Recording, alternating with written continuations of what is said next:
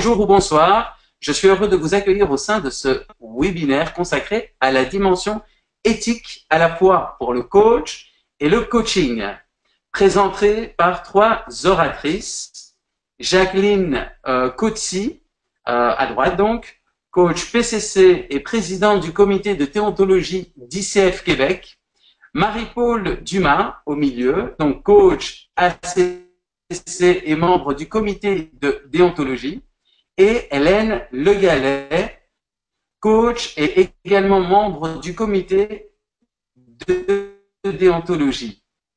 Donc, je vais vous laisser vous présenter et je vous laisse donc entamer ce webinaire. Alors, bonjour à tous, je suis donc Jacqueline Coetzee. L'éthique et la déontologie ont toujours été très importantes pour moi parce que avant d'être coach, j'ai été cadre dans différents milieux financiers, réseau de la santé, et j'ai même été coach interne à des niveaux exécutifs, et j'ai souvent réalisé combien, en ne clarifiant pas certaines règles de déontologie maintenant, on peut s'attendre à des situations extrêmement délicates. Et c'est ce qui m'a donné le goût de m'impliquer, comme mes collègues, au niveau du comité de déontologie. Et c'est ce qui nous a aussi donné le goût de défricher encore plus loin. Et c'est l'idée qui est à l'origine de cet atelier. Alors, bonjour tout le monde. Marie-Paul Dumas. Alors, je travaille principalement comme coach auprès des gestionnaires de premier niveau dans les petites et moyennes entreprises au Québec. Et la dimension éthique et code de déontologie est souvent relevée dans leur prise de décision, dans leur leadership. Alors, ma préoccupation, c'est d'aller plus loin dans leur prise en charge, leur autonomie au regard de ça. Alors, c'est pour ça que je me suis impliquée aussi au comité de déontologie. Bonjour à tous, je suis Hélène Le Gallet, je suis coach depuis 7 ans et j'ai rejoint le comité de déontologie il y a un petit peu plus d'1 an. Et dans notre pratique, la déontologie, l'éthique, c'est vraiment quelque chose qui vient nous chercher, je dirais, au quotidien, que ce soit sur notre valeur, sur notre conscience, sur notre positionnement. Et ça a été pour moi presque un cadeau que de pouvoir rejoindre ce comité et de se creuser, de se questionner en permanence sur ce qu'est notre éthique dans notre pratique. Et donc, c'est avec plaisir qu'aujourd'hui, je vais co-animer cet atelier sur la dimension éthique, à la fois pour le coach et le coaching. Bienvenue. Alors, en fait, l'éthique et la déontologie sont très omniprésents au sein d'ICF, plus que jamais d'ailleurs. Comme vous le savez, on a maintenant une obligation de 3 unités de formation continue pour tous les renouvellements au 31 décembre.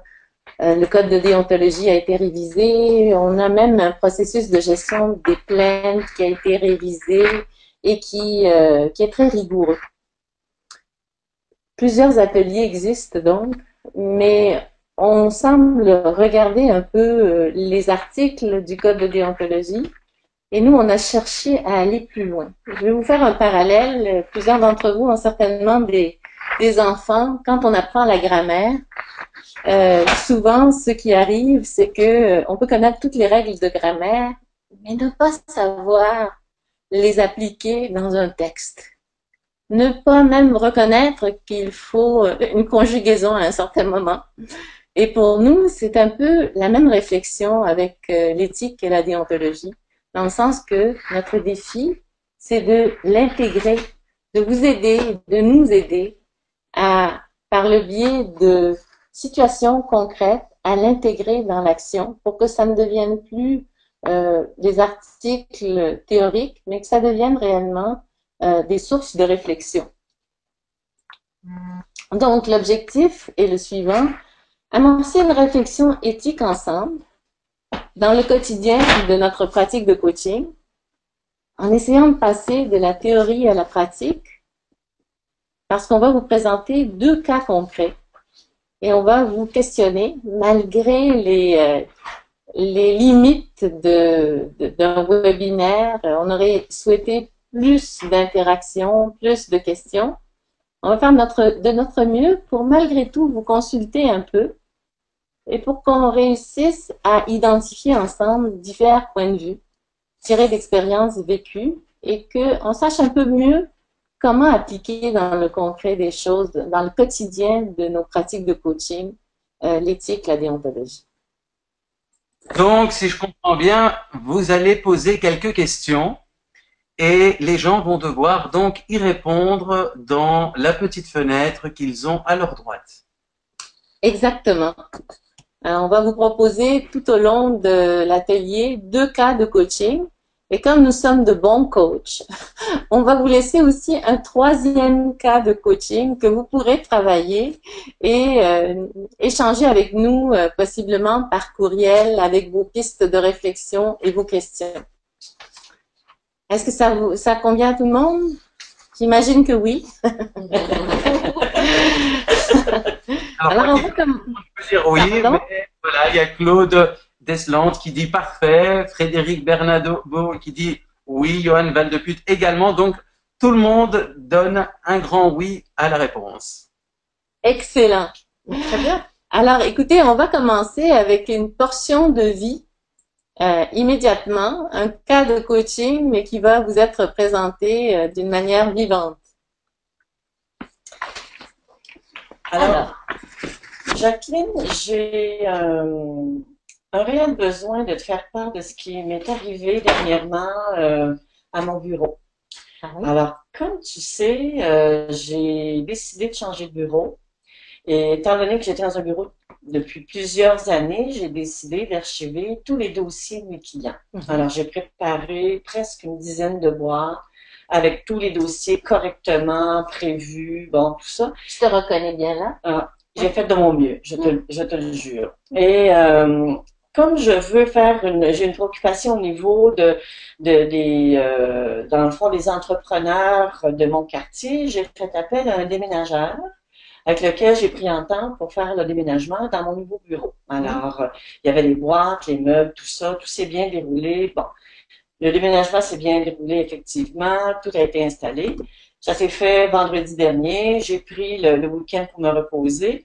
Et lundi, quand je suis arrivée au bureau, je me suis aperçue très rapidement qu'il y avait 3 boîtes qui avaient été ouvertes, parce que tu peux comprendre que je les avais scellées, bien évidemment, moi-même, bien évidemment. Alors, je suis arrivée, 3 boîtes ouvertes, et il y avait les dossiers qui étaient déposés sur les boîtes. Oh! Mais pas ouverts, mais déposés. Alors, j'ai vraiment besoin de tes conseils parce que là, j'avoue que ça m'ébranle. Je m'attendais pas du tout à ça et je sais pas trop quoi faire avec ça. Je te comprends. Tu as dû avoir des sueurs froides, non? Quelques-unes, oui, effectivement. Bonjour Marie-Paul. Bonjour Hélène. Alors, je viens d'entendre ce que tu as partagé avec Jacqueline. Quel est l'état de la situation? Mais je vais t'avouer, Hélène, que tu sais, sur les 10 boîtes que j'avais, il y a 3 boîtes qui sont ouvertes. Ça veut dire que le ruban qui prévoyait tout scellé, il s'est défait. Il y a 3 dossiers déposés. D'accord. Alors, je vais t'avouer, je ne sais pas quoi faire avec ça. Tu ne sais pas quoi faire avec ça. Et quelle serait la situation idéale pour toi, Marie-Paul? J'entends, tu m'as l'air préoccupée, tu as partagé ça avec Jacqueline. Qu'est-ce que serait pour toi la situation idéale? Bien que je m'assure que ces 3 dossiers-là, qu'il n'y a pas de documents qui ont été perdus, que tout est là, que tu comprends qu'il n'y a personne qui a regardé dans ces dossiers-là. Et ça s'est fait probablement pendant mon absence parce que je ne l'ai pas vu. Alors là, je suis un peu inquiète de savoir qui a regardé dans ces dossiers-là. Et qu'est-ce que tu pourrais faire pour ça, Marie-Paul? Ce que j'ai pensé faire, je vais t'avouer, Hélène, d'abord, c'est d'appeler le responsable de la compagnie de déménagement pour lui demander qu'est-ce qui s'est passé. Très bien. Pour que je puisse prendre des informations. Oui, prendre note, effectivement, de ce qui s'est passé. Très bien. Ok, et par rapport à, une fois que tu auras ces informations-là, est-ce que tu irais plus loin? Est-ce que ce serait suffisant pour toi par rapport à ton besoin? C'est sûr qu'Hélène, actuellement, ces 3 dossiers-là sont pas actifs. Je suis pas en coaching directement avec ces 3 personnes-là. Ok, j'entends. Je me demande, j'aurais besoin de tes lumières là-dessus, est-ce que J'ai besoin de les informer aussi. Je peux tout simplement glisser l'état de la situation dans chacun des dossiers et les reclasser. Alors, moi, pour te répondre, je te demanderais, Marie-Paul, quel serait ton cheminement éthique, justement, dans ce besoin de les informer au regard du code de déontologie? Bien, une fois que je vais avoir pris l'état de la situation, je vais regarder précisément dans le dossier si, entre autres, le contrat est là, les ententes sont là, si le suivi est là, les notes évolutives sont là, tous les fichiers de préparation, rétroaction. Oui. Si tout est complet, puis que j'ajoute cet état de la situation-là, vu que c'est pas des mandats actifs, tout à fait. je me sentirais relativement confortable. Très bien. Et quel serait pour toi le bénéfice, Marie-Paul? Le bénéfice, je vais être bien franche avec toi. De revoir mon cas de déontologie. Oui. On regarde tout l'aspect de la confidentialité, de l'archivage, entre autres. Très bien. Et du coup, qu'est-ce que tu retiens de cette situation au regard de ton cheminement éthique, du code de déontologie, de ce que tu n'avais pas prévu, de cette situation qui t'a mis dans une situation assez inconfortable? C'est quoi pour toi? Qu'est-ce que tu retiens de ça? Je m'aperçois que il y a une précaution de plus que j'aurais pu prendre auprès du déménageur. C'est-à-dire, étant donné que je lui ai confié l'ensemble du déménagement, à mon avis, les boîtes d'archivage auraient pu prévoir d'être sur place pour ce moment-là. M'assurer que tout est bien scellé dans le fond. Donc, parce que les meubles, il n'y a pas de problème, mais ces boîtes-là, à mon avis, mes clients, j'aurais pu aller plus loin. Très bien. Comment ça va jusque-là maintenant, Marie-Paul? Un peu mieux, vraiment, oui. Parfait. Et si on regardait ça de plus près, oui, au niveau du... Qu'est-ce que nous dit le code? Alors, ce que nous dit le code au regard de ça, dans le fond, c'est la section 1. Au niveau de la conduite professionnelle, dans le fond, on nous informe de tous les aspects, de toutes les procédures à prendre au niveau de la conservation, l'entrebosage, la destruction des dossiers. Vous avez vraiment, là, le bon aperçu de ce que c'est, ce que j'ai fait dans le fond de la mise en situation. J'avais bien préparé. Mais un petit peu plus loin. OK, j'entends. Là, on touche à tout l'aspect de la confidentialité de la vie privée. Alors, tu vois, Hélène et Jacqueline, maintient les plus hauts niveaux de confidentialité en ce qui concerne les informations des clients et des clients payeurs, sauf si leur divulgation est requise par la loi. Alors, tu vois, ma préoccupation était là. Sur la section 24, au niveau de la confidentialité de la vie privée, effectivement, il y a un haut niveau de confidentialité qui est demandé, à la fois au niveau des informations des clients et des clients payeurs. Et là, tout à fait. Et là, du coup, d'aller avoir un regard sur le code de déontologie te rassure et te permet de voir un petit peu comment répondre à cette situation. Parce que dans le fond, tous les documents étaient là. D'accord. Ensuite de ça, toujours dans la même section, bon, évidemment, une relation égalitaire avec mon client, quelle que soit la forme, la rémunération obtenue, ça faisait pas partie dans le fond du déménagement, mais quand même, quand on est préoccupé par cet aspect-là, c'est important qu'on en tienne compte. Tout à fait. Et le dernier article,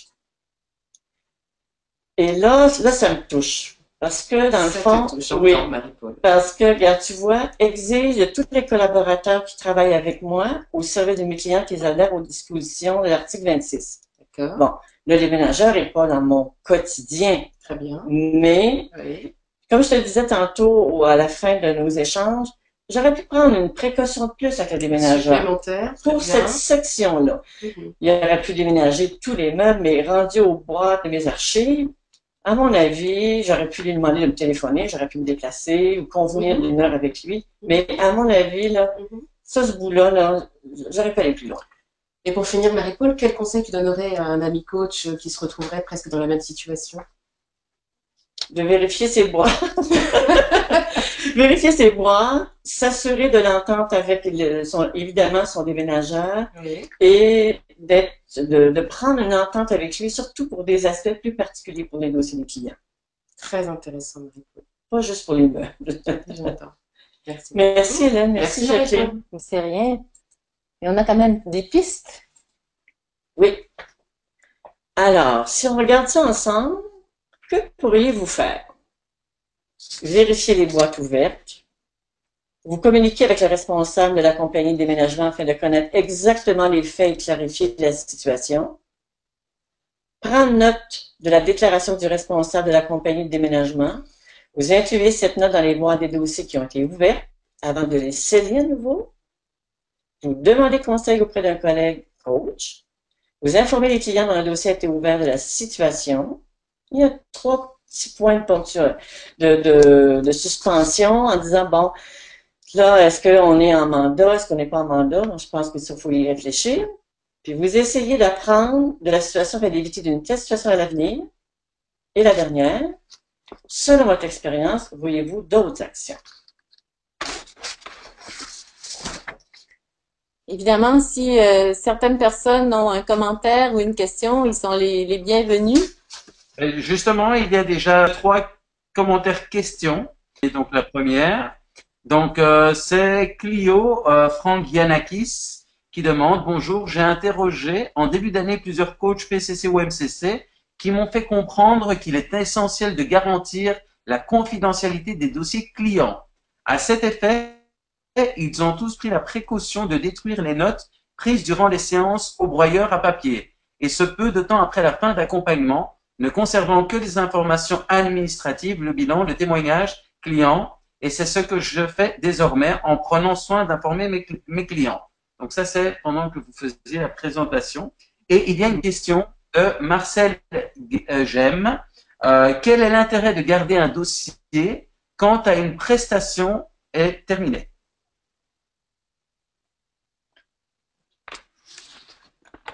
En fait, cet aspect-là n'est pas clairement traité dans le code de déontologie, mais comme je fais partie de plusieurs autres ordres, dont l'ordre des psychologues et des psychologues du travail, cet aspect-là permet, si pendant une période, au Québec, c'est pendant 5 ans, de garder une trace de du travail qui a été fait, au cas où il y aurait une suite, ou encore au cas où il y aurait d'autres développements à ce niveau-là.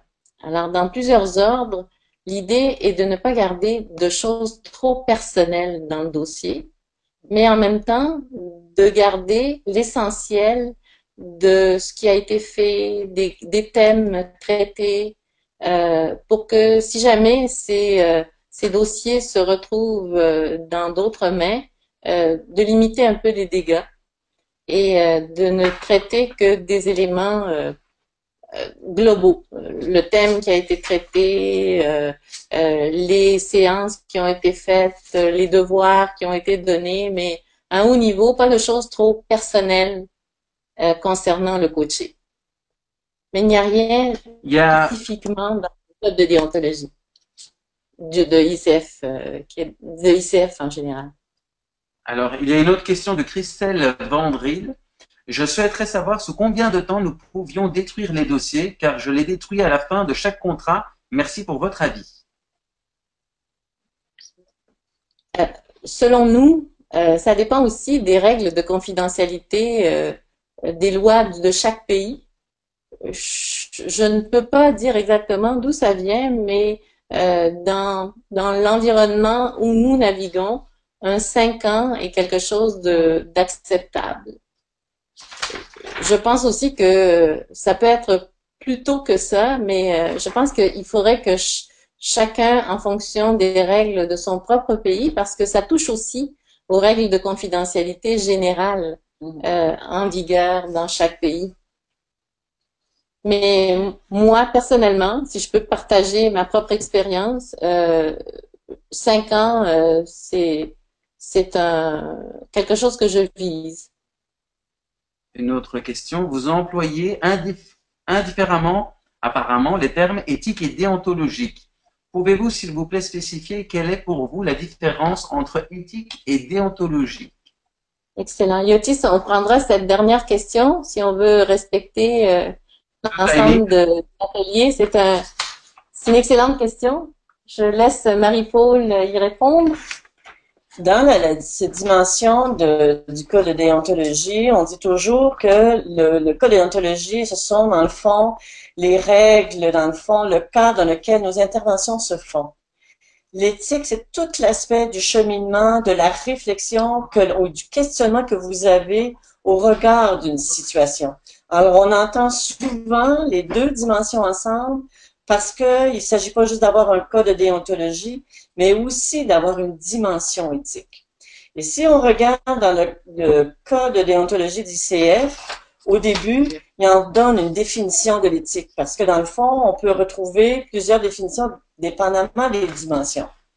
Alors, Hélène, tu veux ajouter cette dimension-là? Alors justement, pour ajouter la dimension éthique selon le code de déontologie ICF, l'éthique, elle est constituée de principes moraux, comme disait Marie-Paul, et qui sous-entendent la manière dont les coachs se comportent, en congruence avec les valeurs d'ICF décrites plus haut au niveau du code de déontologie, ces valeurs qui sont l'intégrité, qui sont également l'excellence, qui sont aussi la collaboration et le respect.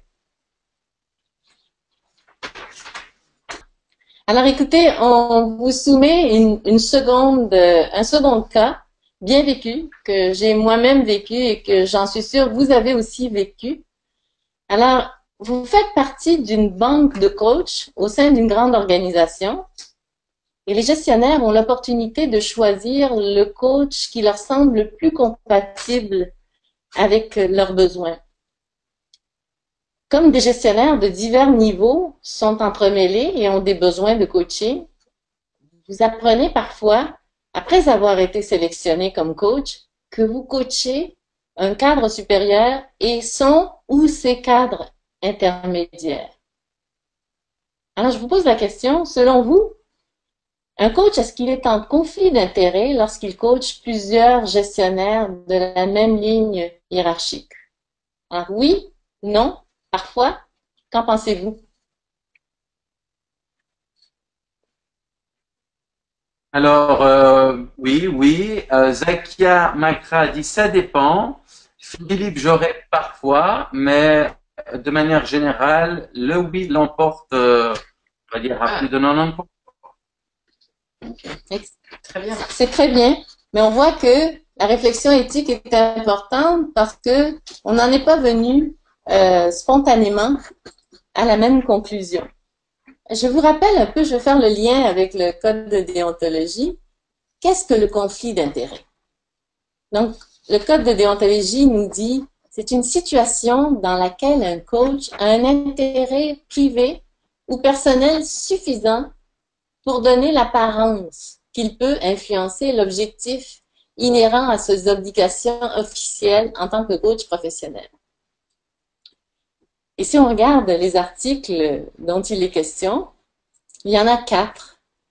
Il y a un premier article qui dit « Je m'efforce de reconnaître tout conflit d'intérêts, réel ou potentiel ». Donc, je ne sais pas dans vos pays, mais au Québec, on parle beaucoup d'apparence de conflit d'intérêts.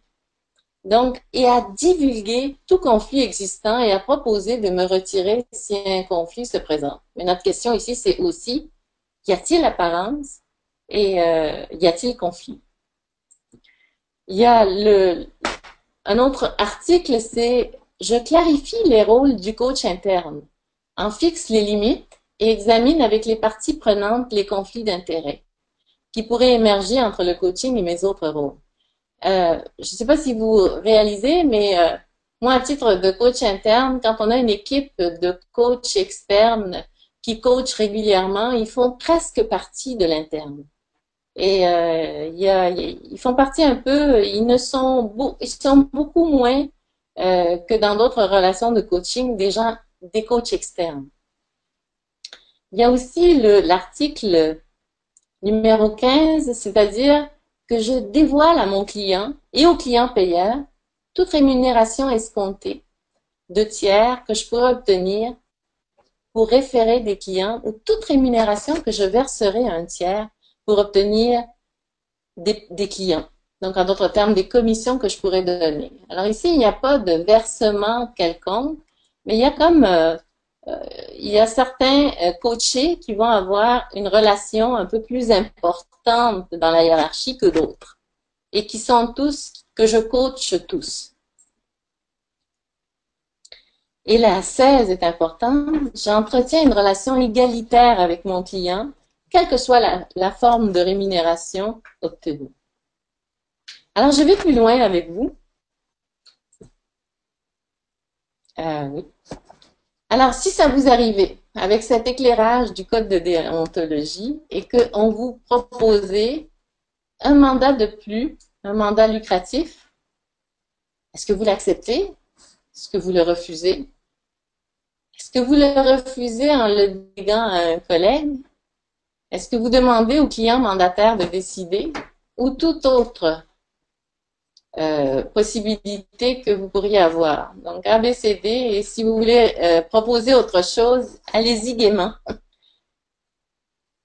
Alors, actuellement, c'est le C qui l'emporte clairement. Donc, il n'y a que personne qui a voté différemment. C'est Annie de Bellefeuille qui a voté pour le B. Bonjour Annie. Elle est rejointe par Martine Robitaille. Il y a un D, mais bon, clairement, c'est le C qui l'emporte. OK. Alors, c'est le C qui l'emporte. Donc, vous jouez de grande prudence, ce qui est excellent. Effectivement, il y a plusieurs éléments qui pourraient nous amener à penser qu'il y a apparence de conflit d'intérêts. Et la chose la plus prudente à faire, c'est de probablement refuser. Mais j'aimerais, comme le sujet de notre propos, c'est de vous rappeler que tout n'est pas noir ou blanc. Je vais aller un peu plus loin et je vais vous proposer, d'ailleurs, c'est moi-même qui ai vécu ce type de situation et des collègues coachs qui m'ont soumis certaines variantes de ce que de la situation que je vous ai présentée. Alors, voici une première situation qui complexifie un peu la situation. Donc, on a toujours, vous êtes toujours coach et vous pourriez coacher un cadre intermédiaire et son cadre supérieur. Dans une première situation, le cadre intermédiaire voudrait développer son leadership et son supérieur, donc son patron, voudrait être aidé dans une démarche de gestion où il doit améliorer ses relations avec un employé défi. On appelle ça comme ça au Québec, c'est-à-dire un employé difficile qui a besoin de s'améliorer. Mais cet employé serait précisément ce cadre intermédiaire. Alors, vous admettrez avec moi qu'il y a conflit clairement à ce niveau-là, parce que ce n'est plus une relation égalitaire. Il y a le supérieur et le supérieur veut se faire coacher sur sa patinoire ou le sujet de son coaching, c'est son cadre intermédiaire que vous coachez aussi. Donc ça c'est assez clair et ça requiert un refus assez clair. Je suis convaincue que vous serez d'accord avec moi. Une autre situation, pour corser un peu les choses. Alors, un cadre supérieur souhaite développer sa vision stratégique et son cadre intermédiaire voudrait développer sa capacité d'écoute et d'empathie pour une gestion plus participative. Vous voyez que les sujets de coaching ou les objectifs de coaching ne vont pas nécessairement, ne se touchent pas trop, il y a moins de conflits par an. Mais évidemment, il est possible que le cadre intermédiaire ou le cadre supérieur soit très inconfortable malgré tout, même si les sujets ne font pas en sorte que le conflit soit encore plus apparent. Si on se fie au code de déontologie, il est quand même important que la relation soit égalitaire et que, en toute transparence, on ait l'aval et du cadre supérieur et du cadre intermédiaire.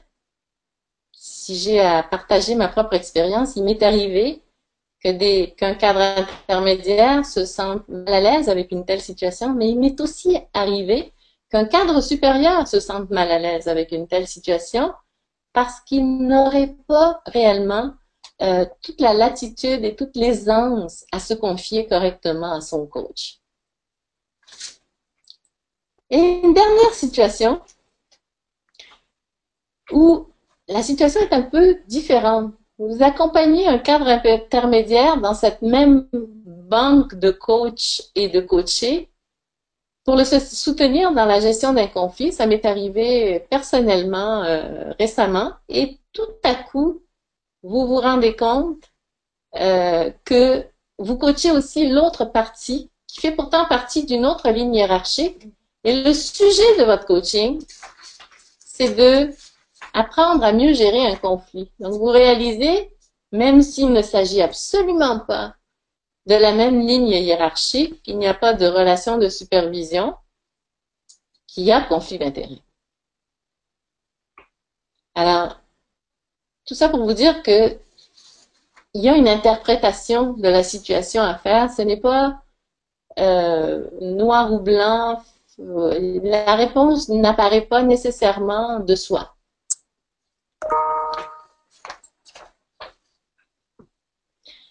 Alors, on vous propose ici peut-être quelques critères à prendre en considération pour déterminer s'il y a conflit d'intérêts. Puis je voudrais vous rappeler que ce n'est pas exhaustif.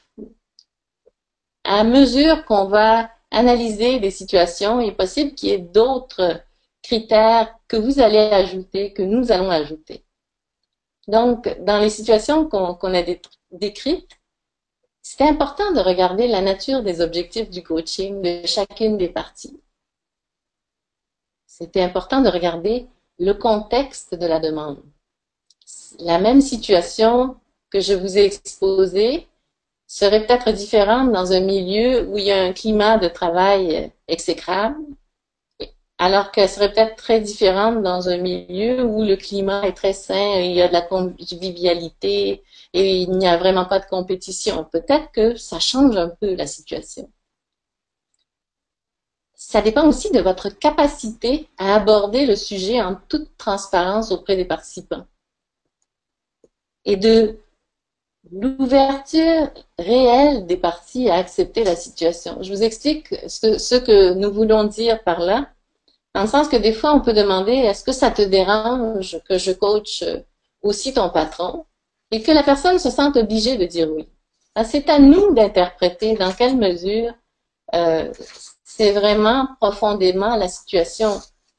Nous avons aussi comme coach un examen ou un diagnostic de la situation à faire pour déterminer si on se sent quand même à l'aise et si on a l'impression que le oui, je me sens à l'aise, est un oui réel. Alors, peut-être quelques questions de la part de nos participants, Yotis? Oui, alors justement, il y a une personne qui dit moi, je serais inconfortable si mon patron était coaché par le même coach que moi. Je me demanderais si ce que je reçois du coach vient de lui ou de ce que mon patron lui a parlé. Tout à fait. Et c'est assez naturel comme réaction. Il peut y avoir des exceptions, mais c'est assez naturel comme réaction. Donc, Alors, ça questionne. il y a Alain Bengueli qui dit je coach un cadre intermédiaire sous prescription de son boss. Comment percevez-vous la situation? Répétez-moi ça, je coach un cadre Donc, je coach un cadre intermédiaire sur prescription de son boss. Comment percevez-vous la situation? Ben, le défi, c'est vraiment que est-ce que le cadre intermédiaire choisit le coaching aussi? Est-ce que c'est une démarche volontaire? Alors, si c'est uniquement sous prescription du patron, la relation n'est plus égalitaire, selon moi. Oui, Qu'en pensez-vous? Ça Mais touche oui. donc, l'égalité de la relation. Pardon. Puis le premier item aussi, la nature des objectifs du coaching de chacune des parties aussi est à clarifier. Là. Alors, Catherine de Meulemeister qui écrit autre question. Je facilite des réunions de groupe avec une équipe de gestion. Avec l'évolution de la relation, il s'avère qu'il serait opportun que le manager de cette équipe bénéficie d'un coaching. Est-ce OK de le faire quand-même? Ah, mais vous voyez, là, c'est très délicat, tout à fait. très, très délicat. La question de Catherine, de ce que j'entends, effectivement, est complètement en lien avec le cas que propose Jacqueline, justement. C'est cette grande question, y aller, ne pas y aller, refuser, accepter. Et là, nous avons réfléchi avec Jacqueline et Marie-Paul à des critères à prendre en considération pour justement voir si on se trouve en situation de conflit d'intérêts ou pas. Et là, on a une situation où les gestionnaires sont accompagnés, enfin sont coachés aussi par le cadre supérieur. Mhm. Donc, est-ce que c'est confortable pour le coach? Est-ce que c'est confortable pour les gestionnaires? Je pense aussi que la réaction la plus prudente, c'est de refuser, mais en même temps, si tout le groupe et si le cadre supérieur est vraiment à l'aise de se faire coacher en sachant que il y aura certains vases communicants, c'est comme si cette relation se transforme, ce n'est plus uniquement un coaching, c'est comme une intervention organisationnelle. Donc, selon moi, dépendamment du climat qui règne de la réelle volonté et des cadres intermédiaires membres de l'équipe et du supérieur de l'équipe d'aller de l'avant, il peut y avoir une vision un peu plus nuancée et on peut prendre le risque peut-être d'aller dans cette direction, mais pour moi, c'est comme si ce n'est plus uniquement du coaching, c'est une intervention organisationnelle. Je fais de la consolidation d'équipe. C'est comme si on transformait un peu la situation, mais avec l'aval de tous et en toute égalité, en parlant. Et ce que j'aime aussi dans la situation, c'est qu'on a commencé par coacher les cadres intermédiaires, pas le cadre supérieur et ça va en bas. C'est l'inverse. Alors, mais vous voyez, il y a une réflexion personnelle à faire et un examen clair de la situation pour faire ce diagnostic et pouvoir justifier si on va de l'avant ou si on ne va pas de l'avant, le cheminement qui nous a amené à accepter ou à refuser une telle demande en respect du code de déontologie. Alors, je vais poser une dernière question, celle de Christelle Vendry. Si nous avons une équipe à coacher et en cours de séance, les supérieurs hiérarchiques souhaitent être coachés par le même coach, est-ce possible? C'est un peu la même situation que la dernière. Là, la nuance que j'entends, c'est que c'est les supérieurs hiérarchiques qui eux-mêmes demandent à être coachés par le même coach. Donc, ça voudrait dire que là, on fait appel à un coach très efficace finalement, qui est très privé. Alors, qu'est-ce qu'on fait Moi, je regarde, j'écoute les deux dernières situations et la question qui me vient, c'est comment on aborde comme coach tout cet aspect de questionnement qu'on reçoit ou d'offres qu'on reçoit en toute transparence avec chacune des parties.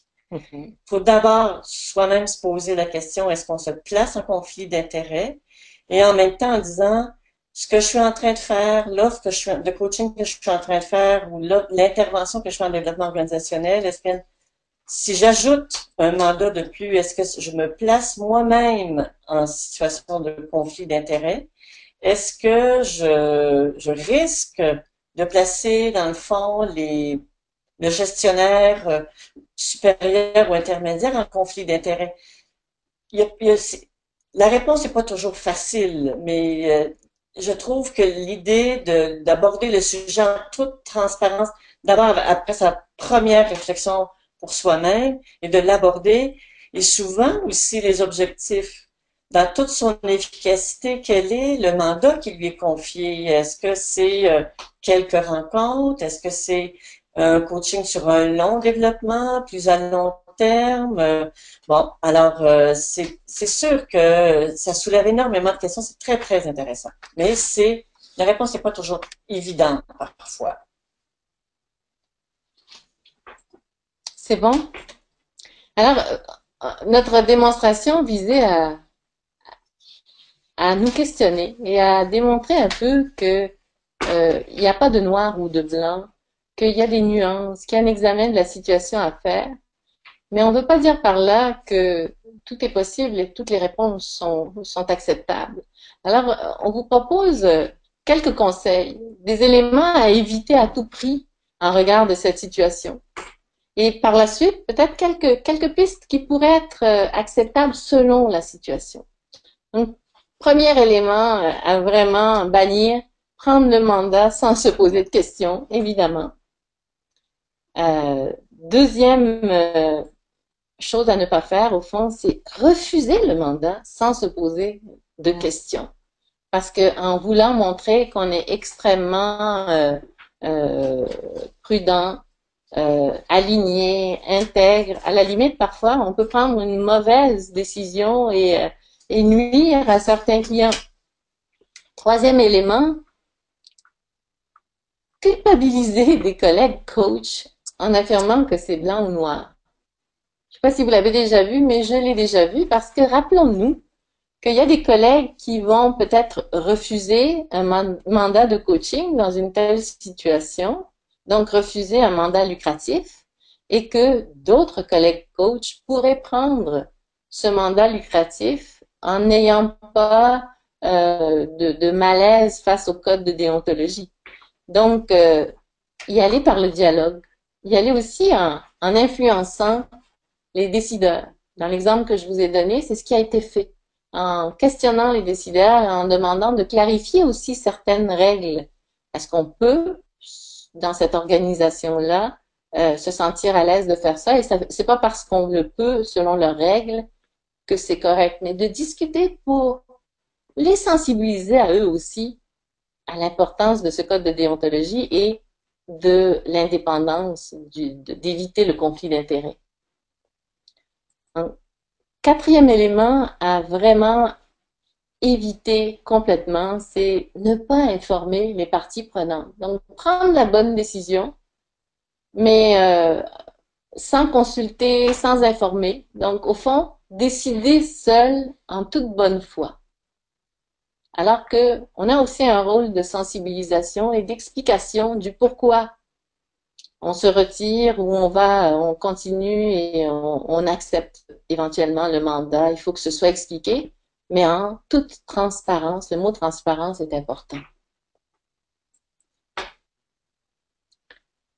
Ou encore, il y a des péchés très importants qui peuvent se faire en toute bonne foi. Donc, dans un but louable d'entraide, utiliser l'information d'un coaching pour aider l'autre partie. Donc, vous voyez qu'il y a aussi un bris au niveau de la confidentialité et puis on mélange les cartes. Alors, on a pensé que ces guides d'éléments à ne pas faire peuvent aider votre réflexion et votre processus de décision quand vous rencontrez des situations comme celle-là. De la même manière, on vous a donné des pistes pour vous.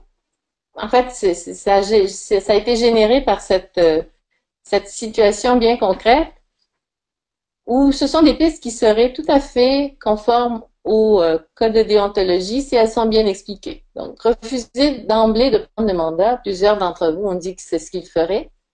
Donc, au fond, choisir parmi les coachés dès qu'il y a plusieurs coachés dans la même ligne hiérarchique. C'est une avenue.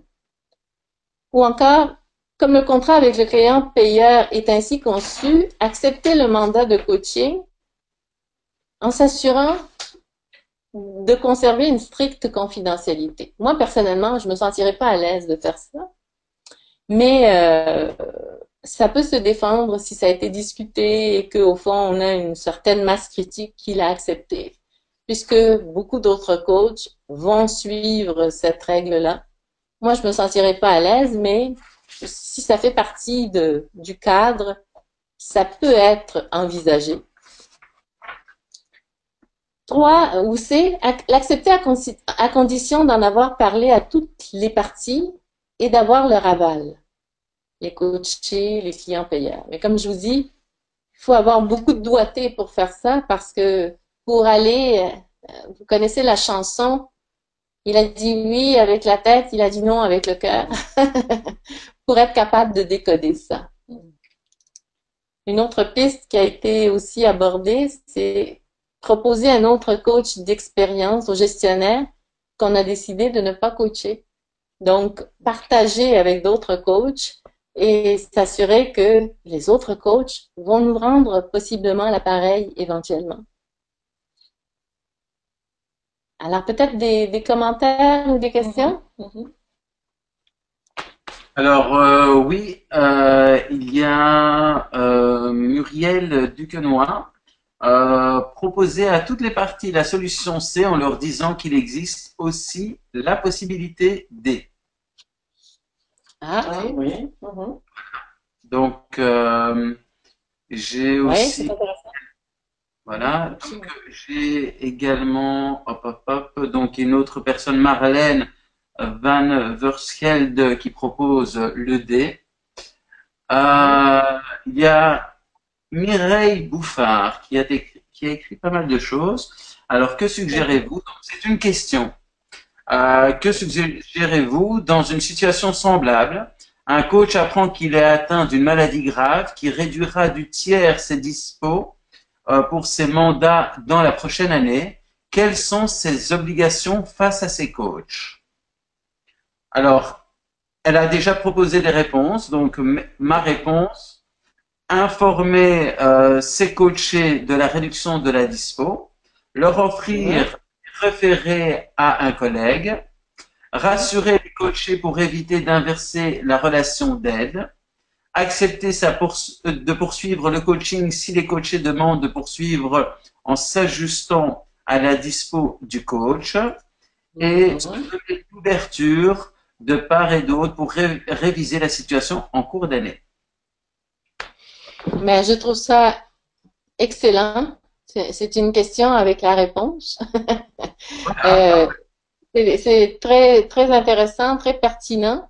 Et en passant, c'est la manière dont des ordres professionnels fonctionnent. C'est-à-dire, à ce niveau-là, c'est vraiment spécifié quoi faire si un membre de ces ordres professionnels est malade ou même éventuellement décède. De cet aspect de passage de flambeau, mais en toute transparence, en informant de manière égalitaire les clients coachés de la situation et en leur donnant des options, mais des options qu'ils vont choisir volontairement. C'est ce que je comprends de la réponse et personnellement, je me sens très à l'aise avec ces pistes de réponse. Alors, Oui, par rapport à la question donc posée, il y a d'autres personnes qui continuent à répondre. Donc, expliquer la situation en toute transparence et proposer D, en discuter. La solution D pour, alors c'était le D pour Clio Frangenakis, Philippe Buxan. La transparence a toujours sa place. Ouverture, discussion sont toujours de mise pour Manon Landry. Et Marlène Van Overschelde dit clairement, voilà, je suis coach scolaire, mes clients ont 16-17 ans, le code de déontologie est-il le même pour un client mineur? Oui. Moi, je répondrais effectivement oui, le code de déontologie s'applique aux clients coachés et aux clients payeurs. Il n'y a pas de spécificité au niveau de l'âge. Donc la réponse serait oui. Et je voudrais revenir sur les retours des différents coachs. Déjà, merci pour votre interaction. Parce que c'est pas très simple, mais en même temps, on sent que vous êtes présent et vivant et intéressé. Et surtout, ce que j'entends en écho, et c'est aussi beaucoup notre réflexion, c'est la transparence, l'ouverture et la nécessité de rester en questionnement. Et c'est ce qui permet de nous faire avancer dans notre pratique. Donc voilà, il y a d'autres témoignages encore, il y a d'autres questions. Vous voulez que je continue à poser des questions? Ou vous devez... Peut-être encore une dernière, une ou deux? Oui, monsieur. Ok, alors une ou deux. Donc il y a la question de Françoise Stas. Dans le cas d'accompagnement d'une équipe, afin d'éviter le conflit d'intérêts, je fais intervenir un collègue coach. Dans quelle mesure puis-je lui demander un retour sur le coaching individuel afin de maintenir une cohérence du travail d'accompagnement dont je reste responsable? Alors évidemment, cette question-là, il y a nulle part dans le code de déontologie où c'est écrit clairement la réponse. Je vous donne une piste, je l'ai moi-même expérimenté, j'en ai parlé, j'ai demandé le consentement de chacune des parties en leur disant, ça serait dans votre intérêt, mais je ne vais pas le faire, on ne va pas le faire si vous n'êtes pas à l'aise avec la situation. Donc, en ayant le consentement de chacun, ben, on a réussi à faire un coaching de beaucoup meilleur parce qu'on était capable d'échanger entre coachs à propos de la situation. Et je dois dire que parfois, c'est d'autant plus pertinent quand il s'agit de coachers qui n'ont pas toute la lucidité face à la situation. Mais évidemment, on ne le ferait jamais si on n'avait pas eu ce consentement. L'autre aspect que j'ajouterais, c'est à quel moment cette demande elle est faite. Est-ce que c'est fait dans un moment au début du coaching? Est-ce que c'est fait en cours? Est-ce que c'est fait plus vers la fin du mandat? Moi, quand ça m'arrive, je m'assure du moment où ça se passe, la pertinence, bien évidemment le consentement, la pertinence, et quelle est la zone sur laquelle il sera, entre guillemets, dévoilé pour faire avancer les choses. Alors, dans le fond, le consentement, moi, je le réduis, surtout quand c'est un mandat qui est en cours, je le réduis à la situation qui est dans le fond, à travailler avec le coaché ou les coachés. Alors, on parle du contexte. Oui, tout à fait. Donc, on est vraiment très spécifique sur le contexte. Tout à fait. Très bien. Peut-être une dernière question très courte? Alors, Christelle Béchard qui demande où avoir une troisième personne qui collecte les comptes rendus des deux parties et qui peut leur faire un retour neutre. C'est une éventualité très complexe. En d'autres termes, si je comprends bien, il s'agit d'un coaching de groupe, c'est ça? Non, je n'ai pas compris. Alors, je répète donc la question. Où avoir une troisième personne qui collecte les comptes rendus des deux parties et qui peut leur faire un retour neutre. Moi, je trouverais ça, personnellement, c'est d'introduire un intrus dans la relation. Personnellement, il faudrait avoir plus d'informations, mais à première vue, je ne me sens pas très à l'aise. Christelle Bécard nous dit c'est une suggestion de la conversation qui avait lieu. Ah, ok, parfait. Ah, ok. Ok. D'accord. Bon. C'est bon. Parce que j'allais rebondir sur le mot neutre. On va prendre alors une dernière question de Édouard Rudic, si ça vous va. Oui. Alors, est-ce que les consentements des deux parties devraient être faits par écrit? Tout à fait, oui. Tout à fait, par écrit et en s'assurant à titre de coach que on s'assure que la personne signe en toute transparence et qu'elle est à l'aise de signer, qu'elle ne se sente pas obligée. Et je pense qu'avec nos compétences de coach, on est capable de nous assurer de ça et de poser beaucoup de questions, que ce soit pas simplement une formalité de consentir, mais que ce soit un réel oui avec la tête et oui avec le cœur. Alors, il nous reste environ 5 minutes pour clôturer ce webinaire. On va conclure. C'est bon. Alors justement, on a vu que vous étiez très très interactif avec nos propositions et nos cas. On s'est bien douté que on pouvait continuer encore un petit peu plus. Et pour vous proposer de continuer votre réflexion éthique dans votre pratique du quotidien, nous vous proposons un troisième cas, mais qui sera traité, je dirais, ultérieurement, et que vous pourrez nous envoyer les réponses à déontologie@icfquebec.org. Alors ce cas, c'est le suivant. Nouvellement nommé directeur des ressources humaines au sein d'une entreprise pharmaceutique, Marcel contacte Pierre, un coach, auquel il a régulièrement confié des mandats de coaching au sein de son organisation précédente. Pierre accepte donc le mandat d'accompagner l'un de ses directeurs pour améliorer ses compétences en communication avec son équipe. Après quelques semaines de coaching, Pierre ressent un inconfort qu'il n'arrive pas à définir. Le coaché lui parle du risque de congédiement si son coaching n'est pas concluant. En parallèle de cela, le DRH qu'il croise régulièrement le questionne sur l'avancement du coaching et lui fait part de ses doutes quant aux capacités du coaché. Pierre vous demande conseil. Quelle serait, vous, à vous vos questionnements éthiques, justement, en lien avec cette situation. Puis, vous l'aurez deviné, en s'appuyant sur notre code de déontologie, comment pourrions-nous l'aider? Alors voilà, c'est ce à quoi nous avons pensé. Nous vous proposons justement de réfléchir à cette situation, ce troisième cas, et nous vous invitons à nous renvoyer vos réponses à déontologie@icfquebec.org. Merci.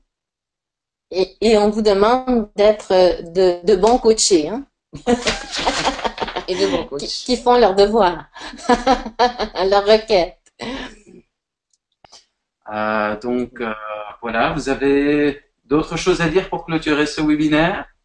On voulait juste faire une petite conclusion avant de vous souhaiter évidemment un joyeux Noël. On voudrait, si vous aviez à retenir 3 messages, les voici. Le premier, c'est que l'éthique et la déontologie, c'est pas noir ou blanc. Et qu'il y a moyen de rendre l'éthique et la déontologie très sexy. Le deuxième message, c'est de prendre le temps de se questionner, se valider, puis prendre conscience qu'il peut y avoir plusieurs avenues possibles. Et tout ça pour finir en vous disant de rester en mouvement. Alors, on a dessiné un petit curseur et de rester en mouvement avec vos questionnements, votre conscience, votre équité, vos valeurs. Où est-ce qu'on se situe par rapport à ce curseur en fonction des cas que l'on rencontre, en fonction de nos situations, de notre pratique? Où est-ce qu'on en est en tant que coach au niveau de notre légitimité, de notre conduite, parfois notre courage? Qu'est-ce que ça prend? Est-ce que c'est au niveau de la relation? Est-ce que c'est au niveau de la validation des pairs ou autre? Donc le questionnement, vous l'aurez compris, reste très important dans votre pratique. Et comme disait Jacqueline et Marie-Paul, ce n'est ni noir, ce n'est ni blanc. Et nous vous souhaitons évidemment un joyeux Noël et de bonnes fêtes. Alors, un grand merci à toutes les trois. À Jacqueline, à Marie-Paul et à Hélène. Alors, pour répondre à quelques questions vite fait concernant les CCU, vous allez les recevoir par email. Ne vous inquiétez pas. Donc, vous avez accès également aux slides qui sont mis en partage. Un grand merci aux oratrices. Merci à vous tous pour votre présence et votre attention. Et je vous souhaite une excellente soirée et de bonnes fêtes de fin d'année. Rendez-vous l'année prochaine. Merci, Plaisir, au Métis, et revoir. merci à vous pour votre participation.